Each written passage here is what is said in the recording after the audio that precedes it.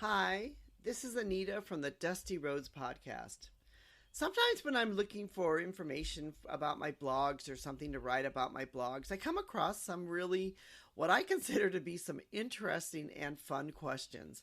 And one of those questions that I recently came about and I answered in one of my blogs is, are there dead bodies inside the Great Wall of China? Now, I have been to the Great Wall of China, and when I was there, I honestly never really thought much about this question or about much about the wall or how the wall was made or about the people that were constructing the wall. I was just in such awe when I was, there and just seeing the wall itself and walking the wall and traveling the wall and seeing how when you go to the wall outside of Beijing there, how you can just see it for miles and miles and miles. You can just keep on walking and walking and walking. And truly, if you have not been to the Great Wall of China, it is quite an experience to go there and to see the Great Wall of China. But today I want to talk a little bit about the workers of the wall, because the Great Wall of China has also been termed by many as the longest cemetery on earth. There's no exact number of the number of people who died during the wall's construction. It's been estimated anywhere between 400,000 to 1 million people. And it could even be more than that, because you have to remember this wall has been used to keep the so-called barbarians out of China for centuries. So there was fighting along that wall. So there could be many, many more bodies there than what we know. We know is there are no records of the total number of people who worked on the wall and who died building the wall, that there was no records kept. So I want to talk a little bit about why the Great Wall and why people could have died during the time of the building of the Great Wall, and why it can also be called the longest cemetery on earth. First of all would be the attack by the warring states. The Great Wall was built to protect China from the warring factions and states, especially those coming down from the north.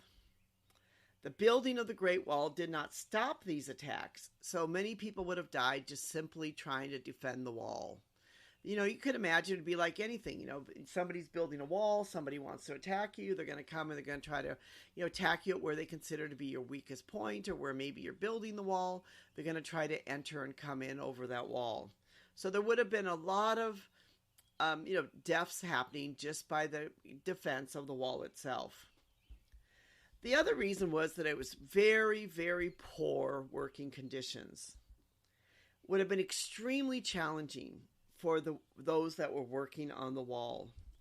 Many people would have died just from these very poor working conditions. There was not enough food. A lot of the workers were given just enough food to keep them alive and not to have complete starvation. So many of them simply would not have had enough food and would have just starved to death. There would have been a lot of rocks falling on the workers. You have to remember that they're taking these massive rocks to be able to build these walls, and there probably would have been many workers that would have died just by a rock falling on them, that they would not have been able to survive. Many of them died from pure exhaustion and disease. They were worked very, very hard on the wall. The workers on the Great Wall of China understood and knew that it was a terrible place to work and that they were working in appalling working conditions, even terrible for the time that they were living. There were several types of workers that were actually on the wall and working on the wall. And many times we don't think about all these workers. But according to historical data, the Great Wall comprised of three groups, mainly soldiers, ordinary people, and criminals. Soldiers were one of the main groups who worked on the Great Wall during 500 to 555 AD. The soldiers were ordered to work on the wall. So in other words, they were being forced to work on the wall. They maybe didn't want to work on the wall, but the government was essentially forcing them and telling them they needed to work on the wall. Many of these soldiers came from other parts of China. And so, they'd feel homesick, they'd feel lonely, and maybe they were forced to go there. Maybe they did something wrong, so they were given this terrible assignment that they had to go work on the wall. It's been estimated during the Qi dynasty that at least 300,000 soldiers were part of the Great Wall construction crew. And it took them 9 years to finish this section of the wall that they were working on. And of those 300,000, you can bet that many of those soldiers would have died on the construction of the wall. These soldiers, many of them, as I said before, came from other parts of China. And China wanted them to feel at home. So many times the court ordered that some of the widows to marry these soldiers so the soldiers could feel like they felt at home and they had a family there. There were ordinary people who worked on the wall.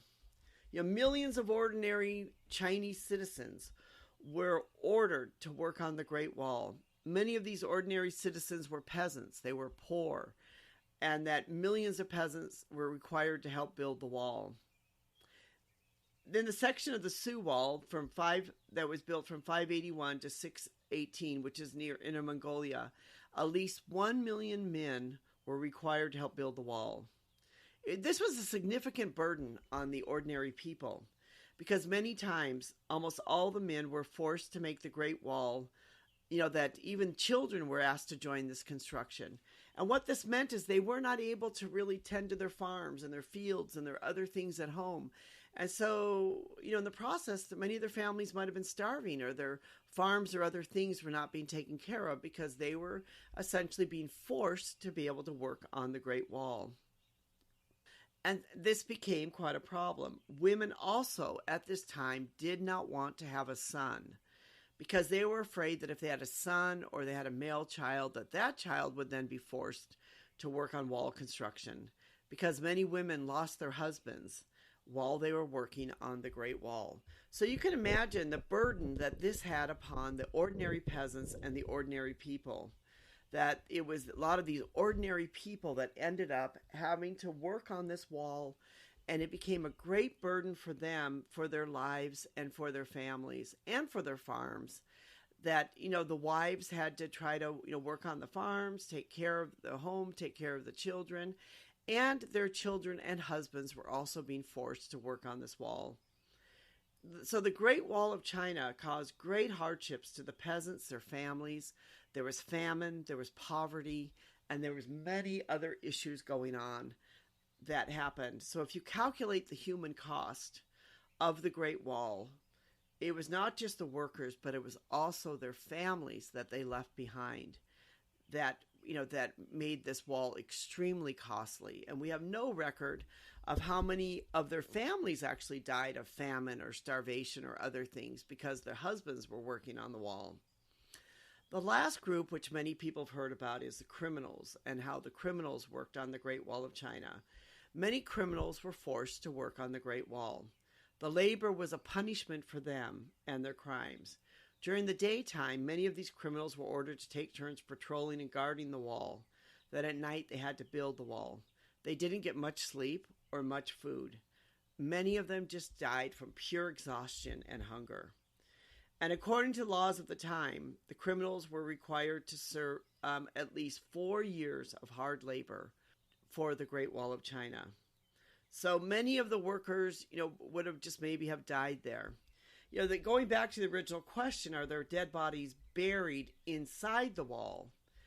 I don't think there's dead bodies buried inside the wall because, putting a dead body between two stones would actually make sure that eventually that body would decompose and it would really hurt the structure of the wall itself.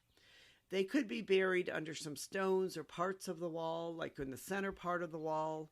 But more than likely, they were probably buried near the wall. Somewhere near the wall, there's probably a lot of dead bodies buried. In the wall itself, they would have understood that, the body would decompose and the structure would have hurt the wall, or they would have had to simply rebuild that part of the wall. But they probably would not have actually put them inside that wall. There's no evidence at all to show that, but certainly there will be a lot of dead bodies around the wall, maybe even under the wall, maybe even under a big stone slab or something like that. But it's not likely that they were buried right in the wall structure itself, but around the area. Because as I said before, those decomposing bodies would have hurt the overall structure of that wall. This is Anita from Dusty Roads podcast, and we hope that you've enjoyed this, that you will join our community, you will become part of our community, that you will check out our blog, A Bus on a Dusty Road, where we talk about all things to do about travel, the world, being a global citizen, history, because we really believe it's all about living your life as a global citizen. Thank you so much for listening. We truly do appreciate you and your support. We realize that without you, this would not be possible. Thank you so much.